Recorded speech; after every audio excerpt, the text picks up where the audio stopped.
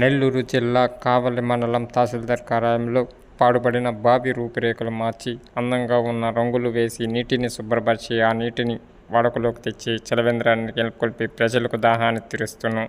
ఇంకా గతంలో తహసీల్దార్ కార్యాలయంలో ఏ పని జరగాలంటే ఎవరైనా శుభ్రత చేయాలి లేదా అర్జీదారుడు కొంతమంతమైన డబ్బు వేచేయాలి.